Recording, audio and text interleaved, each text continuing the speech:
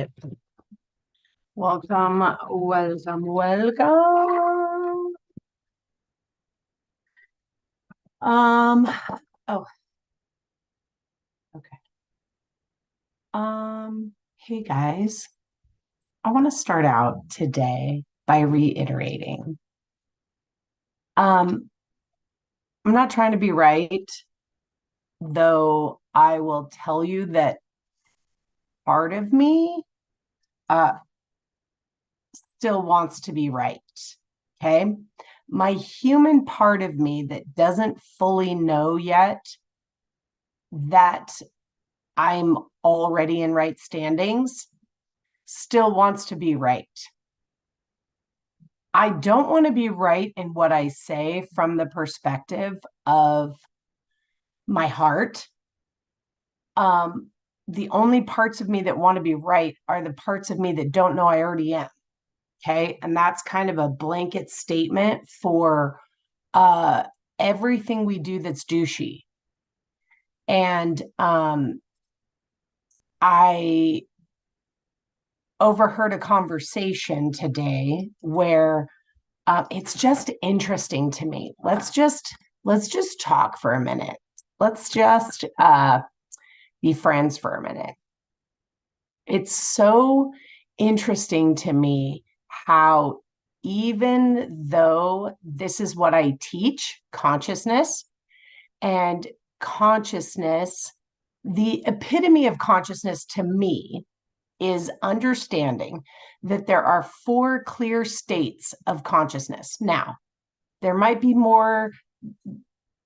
I don't think there's less because I can see all four, but there might be more. Okay. My point right now is there are different phases, states, levels of consciousness, maturity. Okay. And I acknowledge with my head that I understand that a conversation in the first phase and a conversation in the second phase and a conversation in the third phase and the conversation in the fourth phase can be heard by different people at different times, and everybody hears something different based on what? Their level of consciousness, right? So if somebody in consciousness phase one is having a conversation and somebody in consciousness phase three is listening, they're going to hear it different than the way that this person says it, right? I cognitively understand that.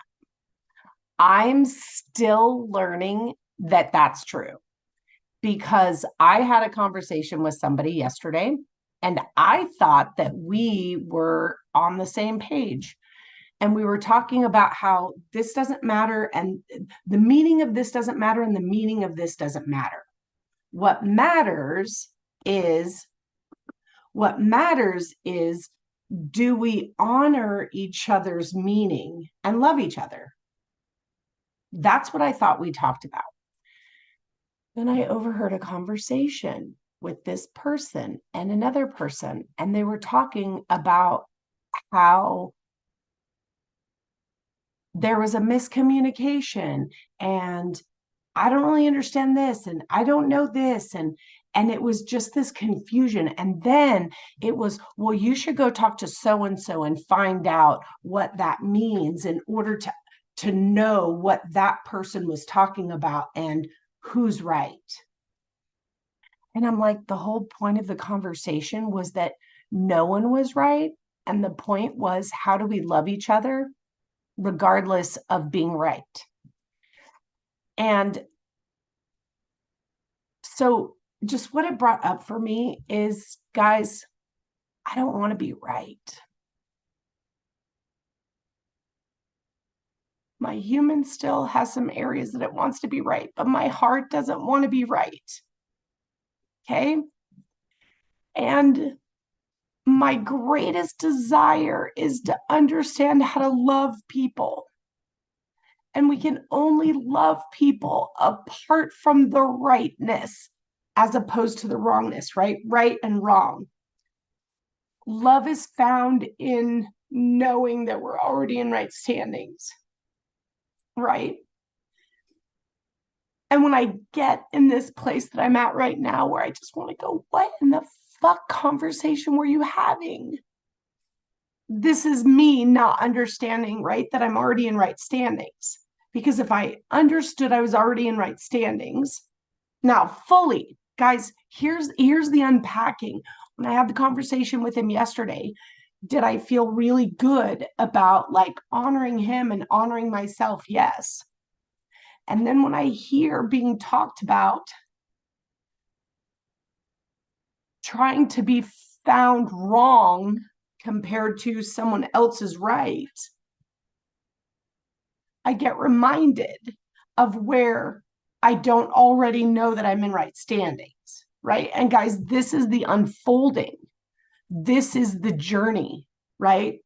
The destination is I'm already in right standings. The journey is the ever unpacking of that, right? The ever discovering of that.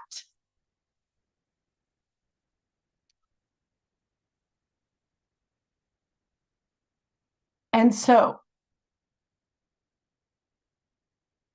I don't want to be right. That's not the point of this conversation. That's not the point of this Bible study. That's not the point of me saying, hey, um, there's a different way to read the Bible. I don't want to be right. I just want to expose what's come into my life that has allowed me to live freer, love more, though I don't, I don't always do it, right? I still screw up. I still like make mistakes. I still get in my head because here's the thing. I didn't go down and tell those people, I overheard your conversation and I'm not wrong and no, no, no, no. But in my head, there's still the toil, right? So is that better than before? Yeah. Because before I would have gone downstairs and gone, "Brr." Oh, I'm totally telling you guys who I overheard the conversation with. Oh, no, technically I'm not because you don't know who's in my house right now. Okay. So the point that I'm making, however, is the old me would have gotten angry and gone downstairs and asserted that I was right and they were wrong and they don't understand and they don't, right? So, yes, I've grown and there's still this part of me that just like hasn't embodied the fullness yet of how did we have two different conversations? Well, guys, that's the whole point of understanding consciousness is the fact that we had two different conversations. And if I understand that we had two different conversations, then I'm responsible to love in that situation and circumstance. The other person isn't. Why? Because they don't know we were having two different conversations. Are you catching this, you guys? This is the value of understanding consciousness. And love says, I totally get it. You're doing the best you can. And so am I. Right. So that is my heart as we move forward is for us collectively to grow in our understanding of consciousness so that love wins.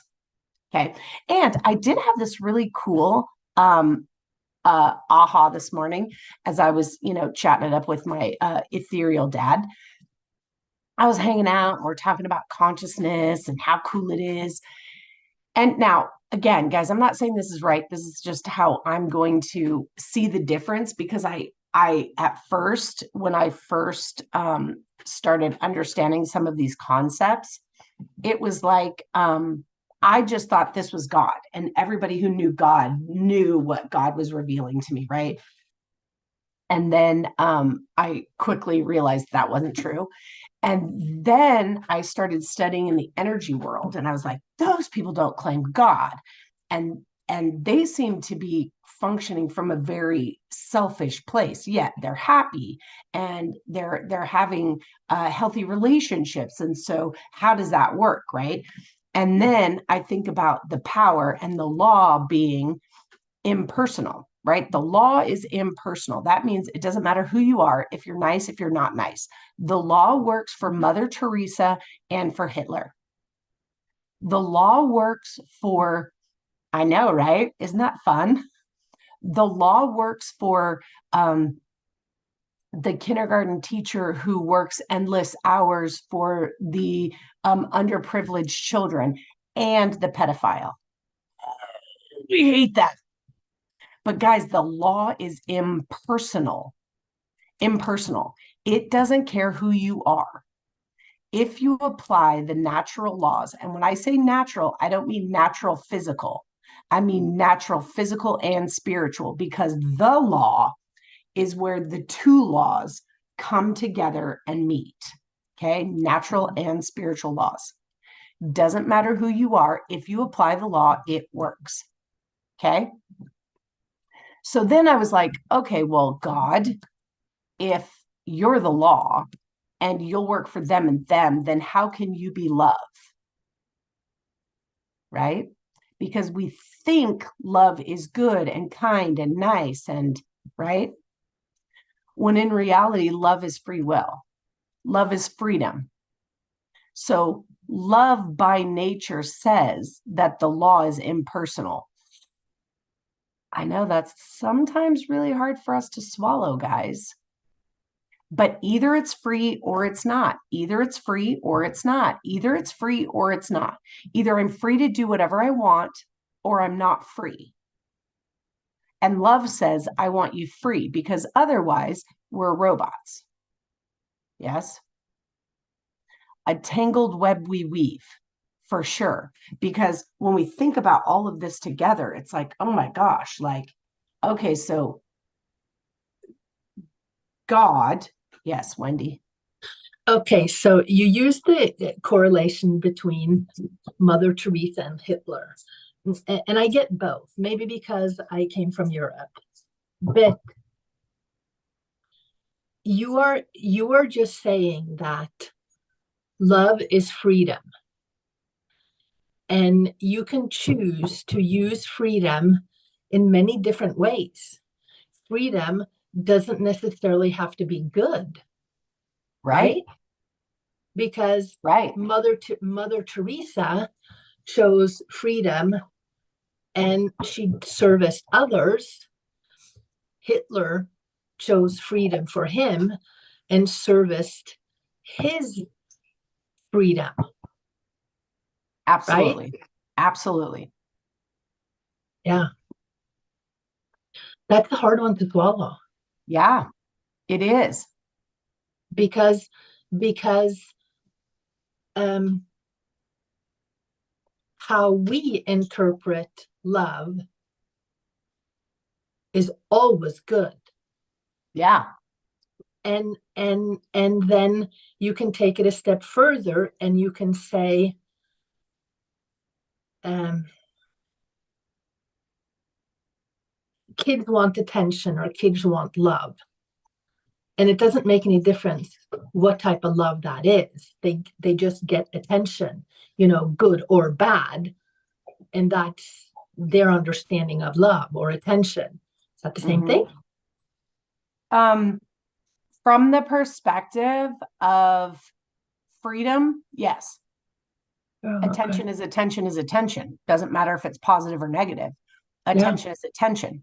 I love that you're asking this because there was actually a study done, and I don't know if you guys have ever heard of Emoto's water experiment, but Emoto was a monk who took water and he looked at it under a microscope.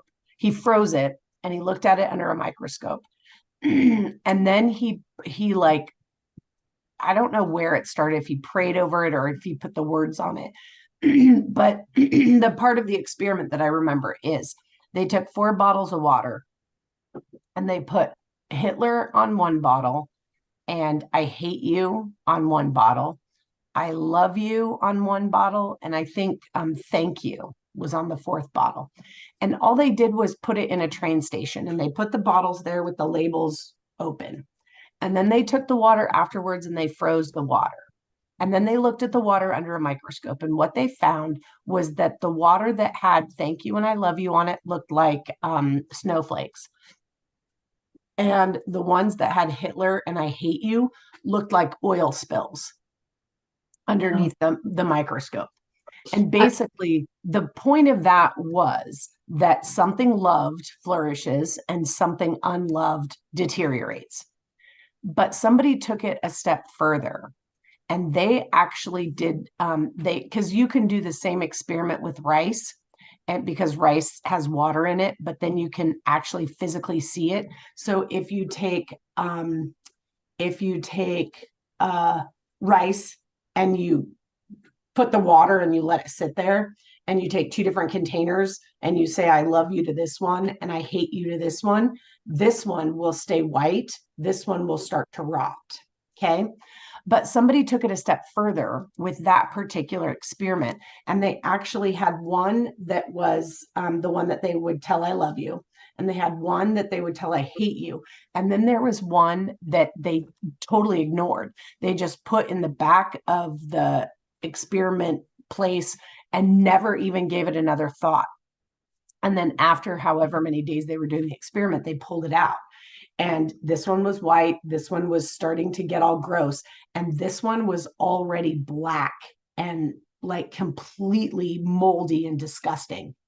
So being ignored is worse than even negative attention. So from that perspective, you're right. Any attention is better than no attention. And then psychologically, we do liken negative attention to love because it's attention, right? Now, this is kind of, did we talk about this yesterday? I think I might have talked about this. I did. We talked about this in our coaching program. Love in the first phase of consciousness will look very different from love in the second phase of consciousness. So from this space of consciousness, can I look back and go, "Ooh, that wasn't love"? Yes.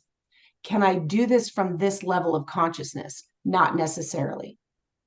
If I'm functioning in the best that I can do. So I'll give you an example.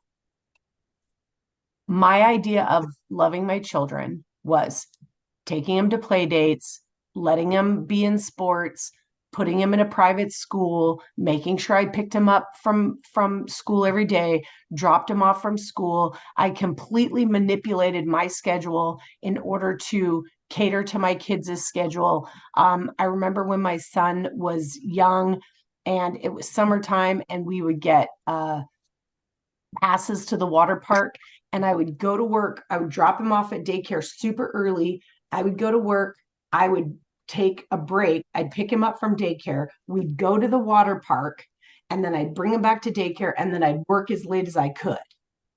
Right? Why? Because I thought spending that time taking him to the daycare was love. Okay. If you ask my son before the age of 11 if he ever felt like I loved him, he would tell you no. Yes, yes. Right?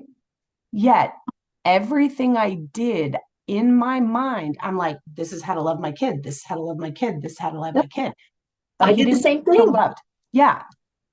But he didn't feel loved. Now, was it the best that I could do as love in that moment? Yes. Did I recognize, like, I'm doing the best I can? I'm doing the best I can. Yes.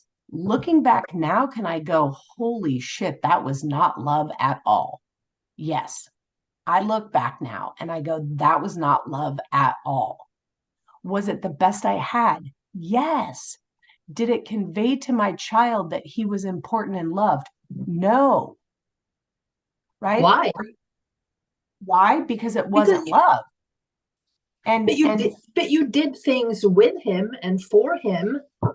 But his level of consciousness was different. Understood that presence, attention, caring about him, making him known, that is love.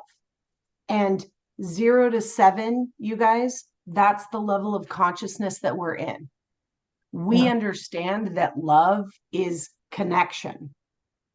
Well, I wasn't connected to my child. I did what was required of me as a responsible parent. I didn't want to connect with my child. I wanted to take care of my child. Now, did I recognize that I didn't want to connect with my child? No. I thought being a responsible parent was connecting and loving my child. Now, was there all kinds of manifestations that he didn't feel loved? There was lots of different things. Did I recognize at the time that that was a manifestation of him not feeling loved? No. All I knew at the time was, why can't my kid behave? Why is my kid always getting in trouble? And that's kind of a lie. He wasn't always in trouble. He was just mischievous. And he was a great kid. Here's the thing. He was a great kid. Like every teacher loved him. Every coach loved him. Every daycare worker loved, like everybody loved my kid. But in my mind, he was mischievous. He was naughty, which he was just being a boy. But in my mind, was he bad and naughty? Yes. Why? Because that's the level of consciousness that I was in. So I could only see him through that. Now, did I also recognize, oh my gosh, my kid is funny. He's so cute. He's so sweet. He's so lovable. Yes. Yes, I did recognize all of those things as well. Right. However, now that's all I see. Right. Now I recognize when my kid is doing something creepy or ornery or whatever, I can go, oh, I'm not connected right now. We're not connected right now. Right? Do you guys get that? Like now, from this level of consciousness, I can look back and see how I was functioning in this level of consciousness. Right? Um, but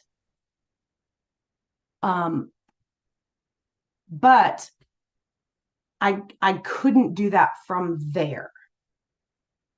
Right? Just like the person I had the conversation with yesterday. They can't see through any other lens except for their own. I get to see through all the lenses. Why? Well, because I'm mature enough to see through all the lenses.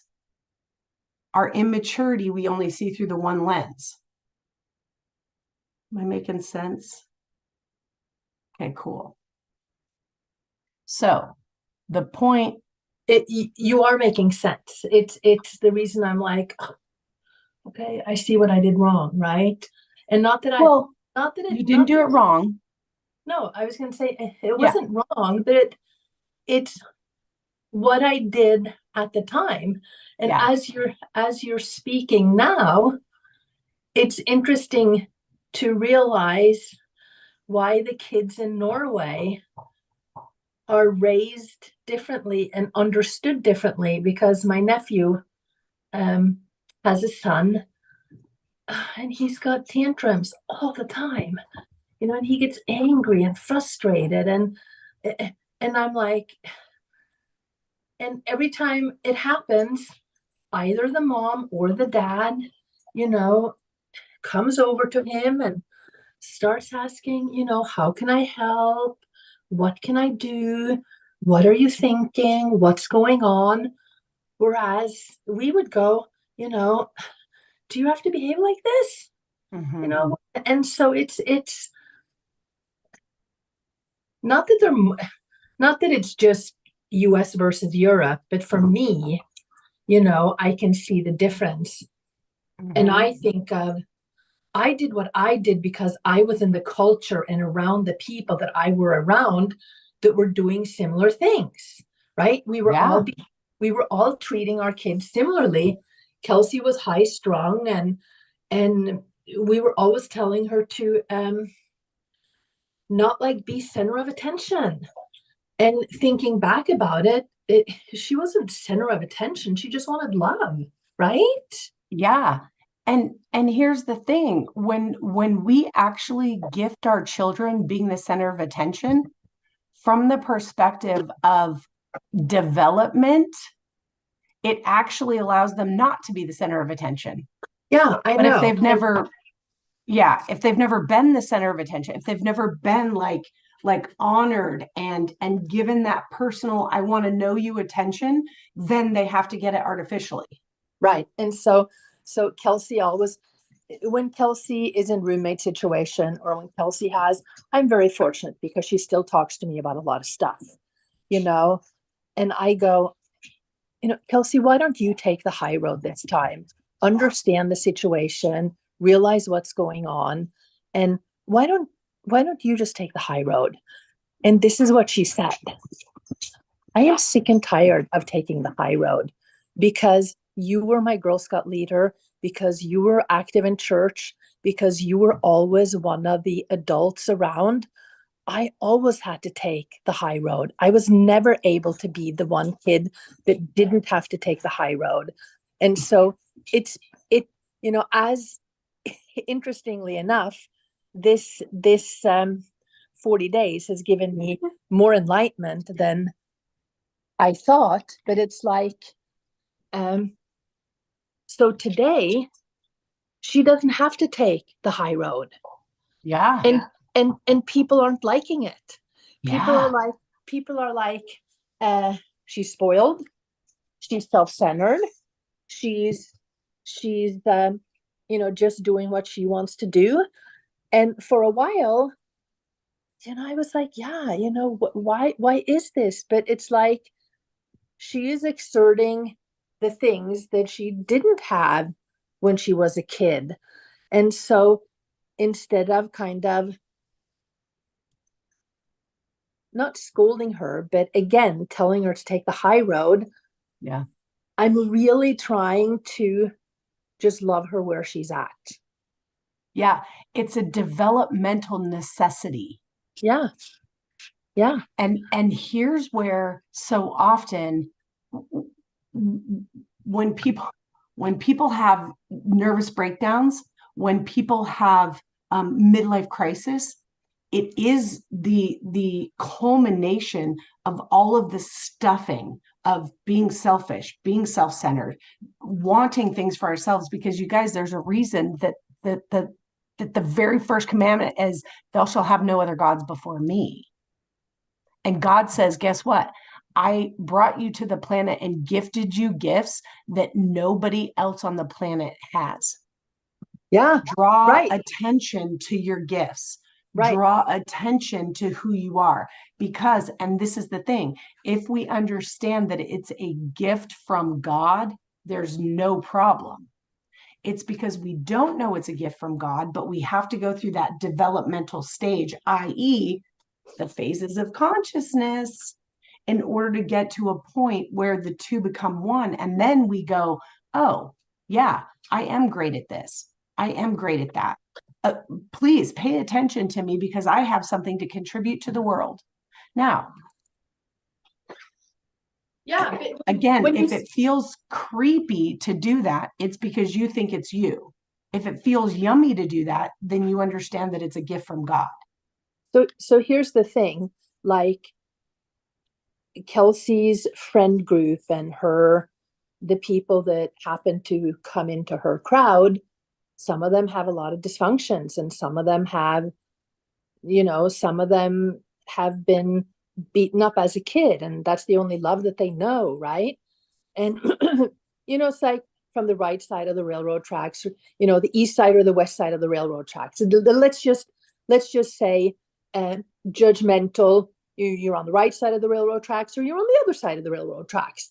And Kelsey has, for a lack of a better way of describing it, always been on the right side of the railroad track. She's had stuff, she's traveled, she's never missed out, she's never lacked, nothing, right? Yet we still have the issue of love. Then I see her as an adult giving love to kids that deserve a second chance, where I would go, really? You can't find somebody on the other side of the railroad tracks that and so sometimes I keep doing the same thing. you're like stuck in this. And she is opening my eyes in a way where I'm going, okay, maybe they do deserve a second chance. Maybe I should just allow her to walk this path. And if it works, it works. And if it doesn't work, it wasn't meant to be. But Mhm. her love for people uh, comes without judgment. She just loves them for who they are, right? Whereas we kind of loved her for maybe how she behaved or what she accomplished, because my love for my parents was all about performance, and it wasn't 100%.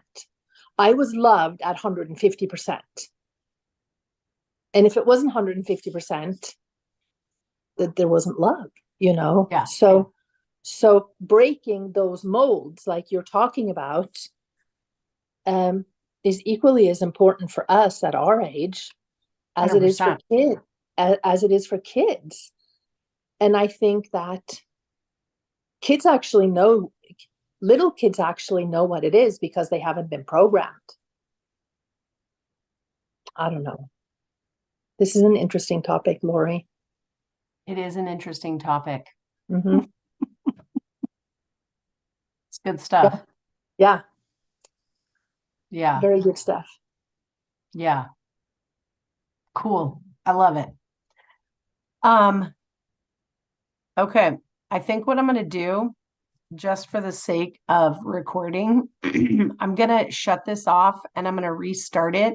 And then I'm actually going to go into the Bible study. That way there's a separation. Okay. So if you guys want to jump back on, jump back on.